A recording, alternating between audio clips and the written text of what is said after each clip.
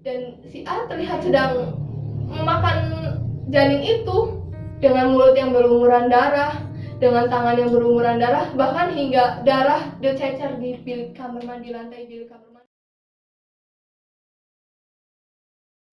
Jumpa lagi dengan saya Uwai di channel Pusar Waktu.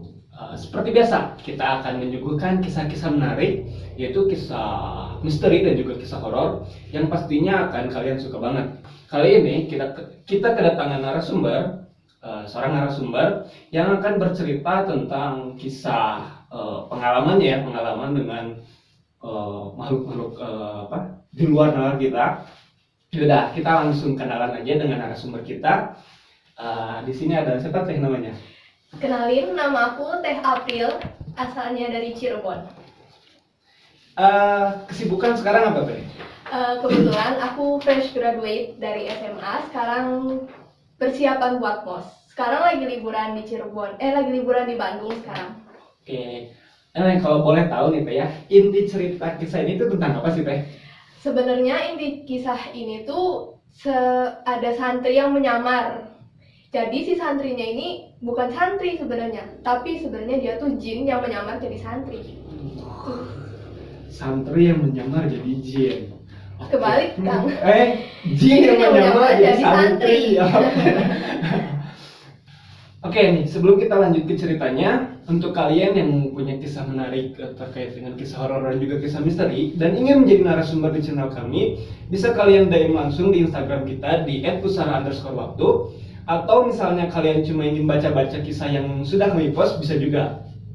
Oh iya, jangan lupa juga buat kalian yang punya kritik dan saran, bisa kalian langsung tuliskan di kolom komentar kita ya. Jadi di sini saya bercerita sebagai orang lain yang mengalami pengalaman ini. Nah, kenalin aja, nama aku Vivi.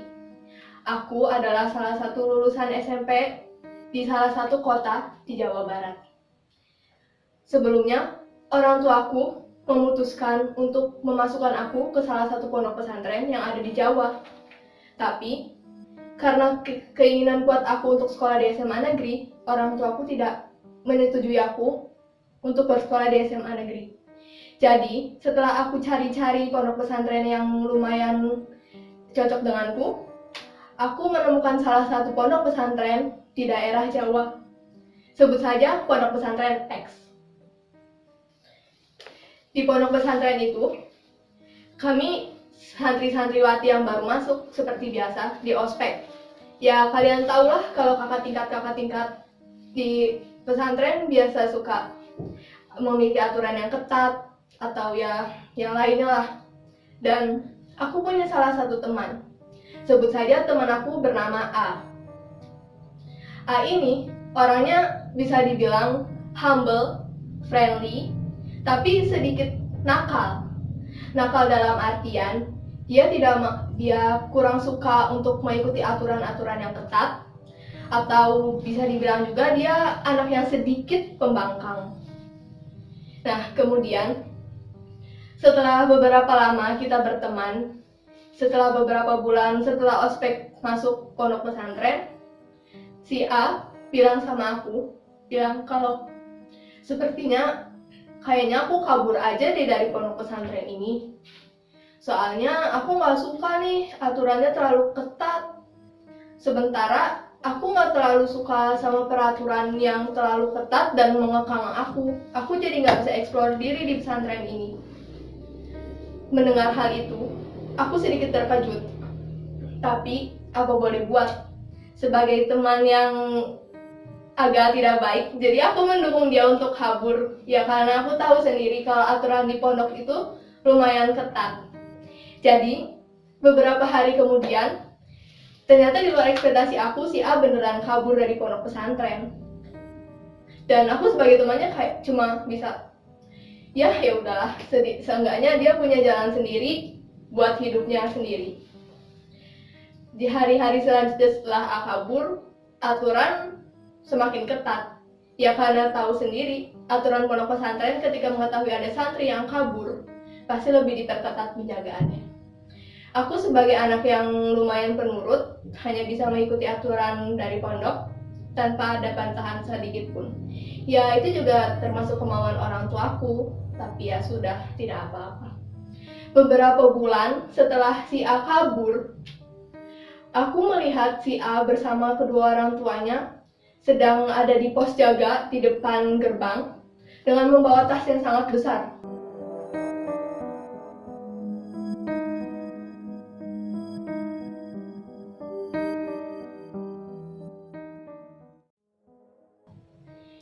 Melihat hal itu, aku sedikit kaget karena kenapa si A bisa balik lagi ke pondok pesantren?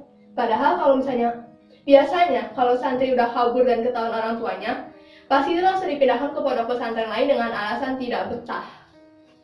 Oke, ketika aku melihat si A, aku langsung menghampiri si A dan bertanya, "Loh, kamu kok balik lagi ke pondok pesantren? Emang kenapa? Kok balik lagi nggak mau pindah aja? Katanya nggak betah." Tapi si A cuma bisa diem, tatapan kosong. Dan yang lebih berbeda lagi, setelah sebelumnya si A tidak menggunakan cadar atau nikob, sekarang si A menggunakan cadar. Dan itu sedikit membuatku aneh, kenapa si A menggunakan cadar padahal kita baru aja masuk SMA. Ya, aku kembali berpikir positif karena ya mungkin tuntutan orang tuanya atau sebagai hukuman karena A sudah berani kabur dari pondok pesantren kan. Ketika si A tidak menjawab pertanyaan aku cuma bisa diem. Ketika aku bertanya kepada orang tuanya pun, orang tuanya seakan-akan cuma menghindar dari pertanyaan aku. Dan ketika orang tuanya ditanya sama aku, orang tuanya pun tidak menjawab apapun dan seakan-akan menghindar dari pertanyaan aku. Mulai dari situ, aku merasa ada hal yang janggal. Tapi karena ya kita nggak boleh suudzon sebagai sesama teman, jadi ya udahlah, aku biarin aja, barangkali emang dia perlu waktu untuk sendiri dan perlu privasi. Nah, oke. Lanjut ke hari-hari setelahnya, di mana kejanggalan itu terus berlanjut. Ketika si A sudah mulai merasa malas dan sudah mulai mengabaikan kegiatan-kegiatan pondok seperti mengaji atau sholat berjamaah di musola. Ketika teman-teman sekamarnya mengajak si A untuk sholat di musola pun, si A seperti menghindar dan seperti biasa si A tidak pernah menjawab pertanyaan-pertanyaan temannya dan mungkin tidak berucap satu patah kata apapun terhadap teman-temannya. Jadi setelah hari itu aku bertanya kepada teman-teman sekamarnya, emang kenapa sih si A kok nggak pernah kelihatan lagi di kegiatan-kegiatan pondok? Nah, teman-teman sekamarnya pun heran dan mempertanyakan hal yang sama aku. Tapi ya lagi-lagi kita nggak boleh suudzon. Mungkin dia emang perlu adaptasi lebih terhadap pondok. Karena ya kalian tahu sendiri, si A nggak cocok dengan peraturan pondok. Jadi mungkin dia merasa kesulitan. Oke, di hari setelahnya kita sempat mergokin si A masuk ke dalam kamar mandi dan gak keluar-keluar selama 2 jam, 1-2 jaman.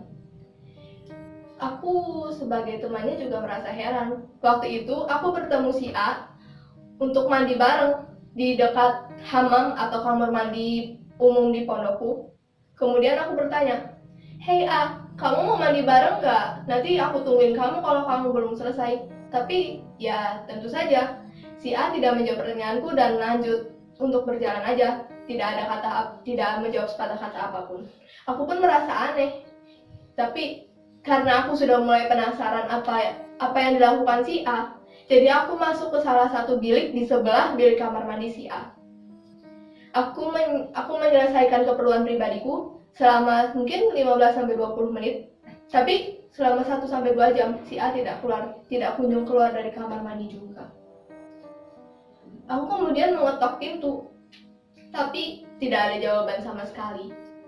Terus ya udahlah, mau gimana lagi, mungkin dia udah keluar atau udah ganti orang di dalam bilik. Jadi aku kembali ke dalam kamar aku. Terus kemudian aku bertemu sama teman-teman kamar si A.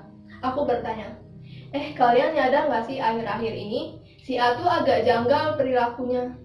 Terus mereka serentak menjawab, iya, emang si A akhir-akhir ini agak aneh perilakunya.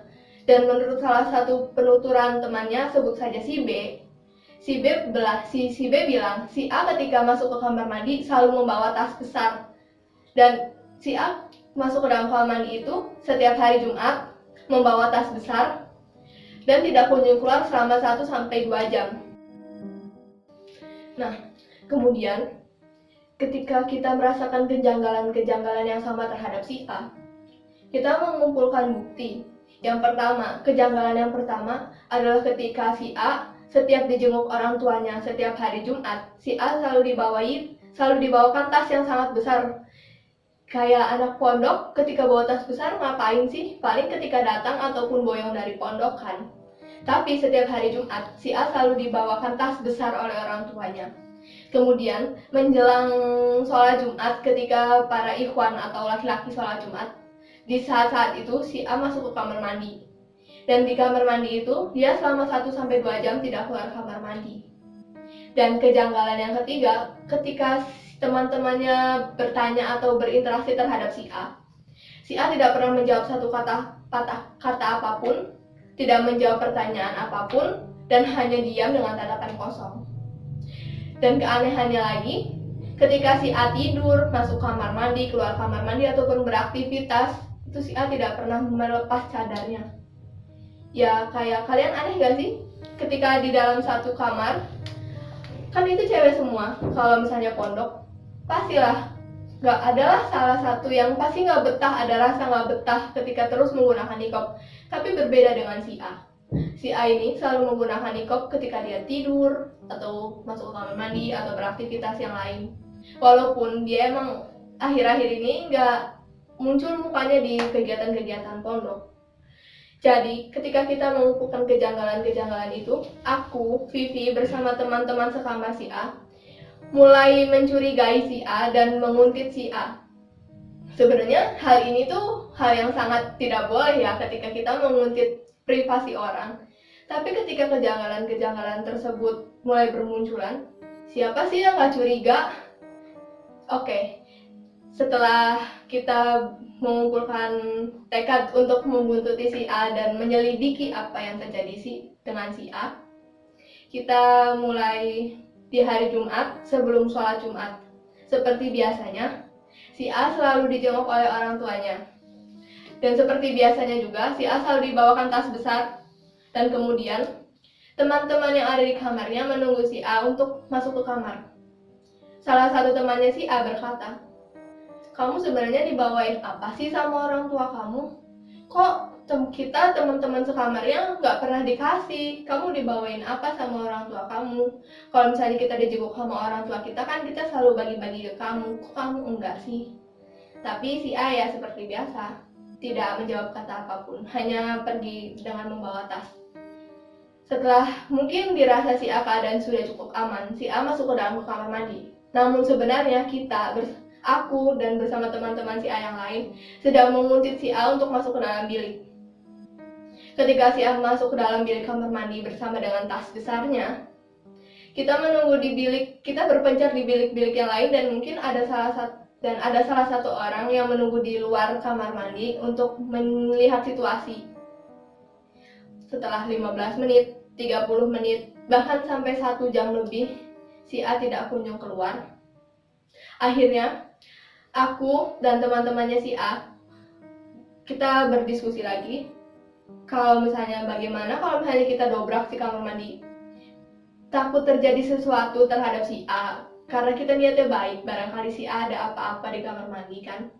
Jadi ya udahlah, tanpa pikir panjang kita dobrak kamar mandi si A, kamar mandi yang di dalamnya terdapat si A. Setelah kita dobrak bareng-bareng pintu kamar mandi. Ya kalian tau lah kalau cewek dobrak pintu kamar mandi, apalagi pintu kamar mandinya kan dikunci, pasti nggak bisa dong. Akhirnya kita dobrak tuh berempat. Dan setelah didobrak, kalian pasti nggak akan pernah ngebayangin hal ini sebelumnya. Aku dan teman-teman yang lain pun merasa shock, dan pengalaman ini tuh mungkin nggak bakal dilupain sama kita berempat. Yang kita lihat di situ, ya benar itu si A, tapi dia sudah melepas cadarnya. Dan di situ si A berlumuran darah, sedang memegang sesuatu. Dan kalian tahu yang di tangan si A apa? Di tangan si A itu adalah kepala janin.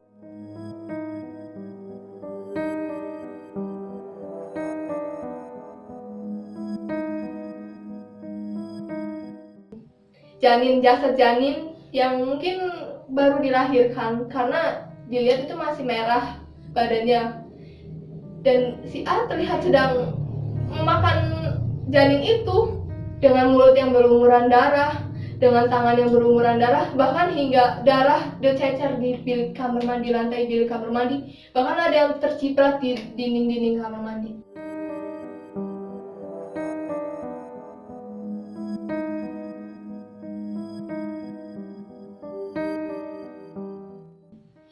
Kita sebagai teman-temannya kayak gimana ya, cuma otak kita loading, nge-lag, kayak what, apaan ini, kayak kita shock. Dan ya sebagai cewek pada umumnya kita teriak sekeras-kerasnya dan kita lari dari situ, kita lari sekencang-kencangnya, dan akhirnya kita berempat nabrak salah satu ustazah. Ya ustazah tuh bisa dibilang pengurus pondok di situlah. Ustazah bertanya, kalian kenapa lari-lari, bukannya kalian ada keputrian? Terus salah satu teman si A bilang, itu si A di kamar mandi pegang janin ustazah, cepetan. Oke, akhirnya ustazah bersama keamanan pondok ngecek ke kamar mandi, dan benar aja, si A masih asyik dengan aktivitasnya memakan janin itu. Ya, dengan lantai yang berlumuran darah, dengan dinding yang terciprat darah, dengan si A yang berlumuran darah ke tangan-tangannya, dan sambil mungkin masih memakan kepala bayi itu. Ustazah dan pengurus pondok pun pasti merasa shock lah. Mana ada santri yang makan kepala janin? Dan mungkin kalian yang mendengar ini, mana ada sih mendengar manusia yang makan kepala janin kalau misalnya dia nggak punya ajian, ataupun misalnya dia nggak waras, atau ya mungkin dia kanibal sih. Mendengar hal itu ya si A akhirnya diamankan dong sama pihak pondok. Aku dan teman-teman pun dimintai keterangan oleh Pak Kiai. Ya sebut saja Pak Kiai itu pemilik pondok atau ketua yayasan. Kita ditanyain, kenapa kalian bisa nemuin si A, kenapa bisa kalian tahu kalau si A itu ada di kamar mandi dan bawa tas besar. Ya kita ceritain kejanggalan-kejanggalan ini emang udah terjadi beberapa bulan belakangan sejak si A pulang dari kabur. Setelah mendengar cerita kami, Pak Kiai pun akhirnya mengangguk. Oke, kalian semua tutup rapat masalah ini, jangan sampai keluar cerita ini dari pondok. Tapi pada akhirnya ketika saya berbicara di sini pun cerita ini tersebar luas juga. Terus kemudian setelah bisa dibilang setelah tragedi itu terjadi, aku udah mendengar kabar si A lagi. Mungkin si A udah dikeluarin dari pondok ya karena peristiwa itu. Tapi ya sejujurnya siapa sih yang nggak bertanya-tanya kalau misalnya nemu hal yang paling di luar nalar kayak gitu. Akhirnya aku mendesak salah satu ustazah yang waktu itu ikut untuk memulangkan si A. Kita bertanya lah, ustazah sebenarnya apa yang terjadi sama si A? Nah, ustazah ya pasti tutup mulut dong, kalau misalnya ini kan termasuknya aib ya, aib pondok pesantren. Jadi ya sedikit paksaan dari kami, ustazah bilang, si A itu sebenarnya udah meninggal karena kecelakaan sewaktu kabur dari pondok. Tapi orang tuanya ngerasa gak rela kalau misalnya dia udah meninggal. Jadi orang tuanya pergi ke dukun, ke orang pintar untuk bisa dibilang menghidupkan si A kembali. Tapi apalah daya, dukun kan bukan Tuhan, jadi si A nggak bisa hidup lagi dong. Tapi si dukun memberi solusi bagaimana jika salah satu jin peliharaannya menyerupai si A untuk beraktivitas kembali di pondok. Tapi dengan syarat setiap hari Jumat si A ini harus diberi makan. Ya diberi makan itu kepala janin atau jasad janin yang masih utuh dengan darah yang masih segar. Bisa dibilang lah ya tumbalnya itu. Oh ternyata itu hal yang termasuk di luar nalar banget sih. Siapa sih yang bakal ngira kalau misalnya ada santri yang jin yang menyerupai santri dan beraktivitas di tengah-tengah kesibukan pondok yang notabene dengan agama yang sangat ketat, apalagi masa iya jin bisa bertahan di tengah-tengah kesibukan pondok dengan lantunan ayat suci yang tidak berhenti-henti. Ternyata jinnya itu jin bisa dibilang jin Islam, tapi jinnya itu membangkang terhadap Tuhan. Jadi dia masih bisa bertahan di lingkungan seperti itu. Dan pasti kalian yang santri atau santriwati pernah mendengar cerita ini. Ini salah satu urban legend di kalangan santri yang baru masuk. Pasti kalian pernah mendengar lah, walaupun cuma dari mulut ke mulut aja. Mungkin itu aja yang bisa saya ceritakan. Terima kasih.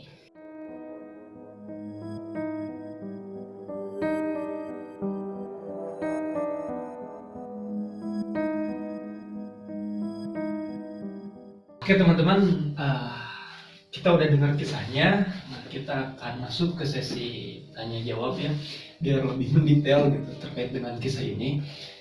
Teh, sebelumnya nih ya, hubungan Teteh sama Vivi itu sebenarnya gimana sih sampai Teteh bisa ngejelasin kisah yang dialami sama Vivi itu? Sebenarnya hubungan aku sama Vivi itu temen dekat. Tapi Teteh bisa apa ya, jelasin detail gitu kan, nanti terkait dengan pertanyaan yang akan disampaikan gitu. Ya, kenapa aku bisa ceritain secara detail? Karena Vivinya juga nyeritain ke aku sewaktu dia pulang pondoknya, sewaktu dia keluar dari pondok. Oke, nanti bisa ya insya Allah untuk menjelasin secara detail gitu ya. Iya. Ini pertanyaan pertama yang dari saya ya Teh.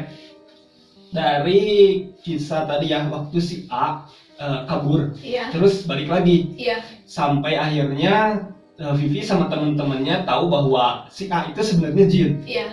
Itu berapa lama Teh? Sekitar kurang lebih 1 bulan, hampir ke 2 bulan gitu lah, 1 bulan lebih. Dan itu kan setiap Jumat ya? Iya, setiap Jumat. 2 bulan. Terus teman-temannya sama Vivi sendiri ada kejanggalan nggak sih waktu di kamar kan tuh? Itu kan bareng ya di kamar. Iya. Tuh? Sebenarnya kalau kejanggalan-kejanggalan kayak di datengin jin atau ada setan-setan yang biasalah itu nggak ada sih. Cuma kayak kejanggalan utamanya adalah kita fokus ke Vivi. Fokus ke si A-nya. Karena si A-nya itu nggak pernah buka nikop ketika tidur. Ya siapa sih santriwati yang nggak buka nikop kalau tidur, kecuali dia emang malu banget nunjukin mukanya. Berarti selama 2 bulan itu si A itu berlaku normal kayak manusia biasa berarti ya? Iya, berlaku normal. Dan nggak ada yang tahu juga kan? Nggak ada yang tahu karena dia juga pakai nikop terus. Dan kenapa dia pakai nikop terus? Karena ternyata dia menyembunyikan taring yang benar-benar taring kayak Dracula gitu. Oh iya. Jadi jadi gini nih, waktu kejadian Vivi sama teman-temannya mergokin si A lagi makan janin, itu bentuknya tetap bentuk si A atau berubah bentuk gitu? Iya, dia tetap berbentuk si A, manusia biasa, cuma ya dia makan janin gitu. Oke. Nah kebayang sih ya kalau orang makan janin gimana? Nah, siapa juga yang nggak shock kalau ngeliat manusia perempuan apalagi di kamar mandi makan janin. Saya ikut ternyata ya. Iya. Itu kan si A ini kepergok kan ya sama Vivi dan teman-temannya. Responsnya gimana Teh? Apakah kayak kan kalau kita kaget ya? Iya. Atau dia melempeng aja kayak makan biasa gitu ngegerogotin itu gimana? Ya ekspresi si A ya kayak cuma nengok tapi tatapannya kosong. Ya siapa sih jinnya ekspresif kayak masa ya jinnya kaget kan enggak. Si A cuma nengok tapi tatapannya kosong terus ngajatin aktivitas lagi. Kayak kita sempat tatap-tatapan beberapa detik sama-sama shock mungkin ya. Terus dia yang lanjutin lagi aja makannya. Terus itu Teh setelah kejadian itu ustaznya datang kan ya? Iya. Nah itu kan diusir atau gimana? Maksudnya cara ngusirnya itu kayak ngusir normal manusia khusus kamu mau pergi atau tiba-tiba dia ngilang atau gimana? Mau kita tahu? Yang aku tahu diceritain sama ustazahnya, diceritain itunya si jinnya ini ditanyain dulu sama kiainya. Jadi diinterogasi dulu antara si jin sama si kiainya ini karena si kiai yang paham agama pasti tahu nggak mungkin ada manusia yang makan janin. Jadi si kiai itu menginterogasi si A, kamu tuh sebenarnya makhluk apa? Kenapa bisa kamu menyerupai si A dan masuk ke pondok? Dan nggak make sense aja nggak sih ketika ada makhluk halus yang berada di tengah-tengah situasi keagamaan yang sangat kental, kenapa dia nggak kepanasan atau apa ya? Karena si jinnya jin Islam, tapi dengan dia yang munkar sama Tuhan. Jadi berarti mungkin kalau prosesi detailnya mah kita juga orang tahu ya. Iya. Mungkin yang tahunya ya. Antara si kiai sama si jin dan orang tuanya. Oke. Terus setelah itu Vivi sama teman-temannya masih sekolah di situ, Iya. nerusin. Masih nerusin sekolah di situ. Oke, hebat ya. Nggak tahu berapa lama, tapi si Vivi keluar duluan. Nah, terus berarti Vivi sendiri ini nggak tahu ya kondisi dengan keluarga yang kasarnya melakukan ritual hitam ini nggak tahu juga ya? berarti Iya, ya? nggak tahu. Karena ya buat apa juga kita nanya-nanya kan. Iya. Karena ya setahu saya ritual kayak gini selain resikonya besar, biayanya juga besar. Iya, gitu. benar.